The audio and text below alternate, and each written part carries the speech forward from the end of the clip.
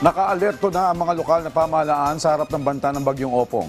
Tiniyak naman ng DSWD na nakahanda na ang tulong sa mga lugar na maapektuhan ng bagyo. Si Ryan Resigues sa detalye.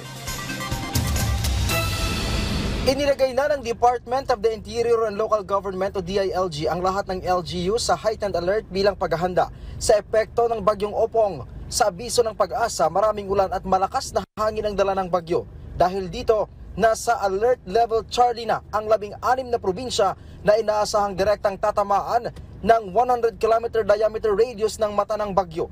Kabilang dito ang ilang lugar sa Bicol Region, Eastern Visayas, Quezon Province, Rizal at Metro Manila. Nasa ilalim naman ng Alert Level Bravo ang 10 probinsya na sakop ng 300 km diameter radius. Ang mga lugar na ito ay maaaring makaranas ng 85 km kada oras na lakas ng hangin at malakas na buhos ng ulan. Habang nasa Alert Level Alpha naman o Yellow Alert ang nasa 27 probinsya, kabilang ang Palawan, Negros Oriental, La Union at iba pa.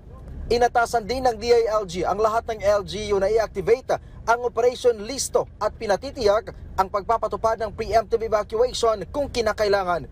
Bilin ng DILG sa publiko, manatiling alerto at sumunod sa direktiba ng mga otoridad. Ang Department of Social Welfare and Development o DSWD naman, tiniyak na nakahanda at nakatutok din sa mga lugar na direktang hahagupitin ng bagyo. Sa utos ng ating Pangulo, ang DSWD ay handang umagapay sa inyong mga pangangailangan. Sisimulan natin sa mga family food packs na pinamamahagi na habang tinitake natin to at pati na rin ang mga mobile kitchen natin. Aabot umano sa 3.1 billion pesos ang halaga ng standby fund at stockpile ng DSWD na naka-preposition na sa central office at field offices. Kabilang sa stockpile ang nasa 2.5 million family food packs, iba pang food items at non-food items.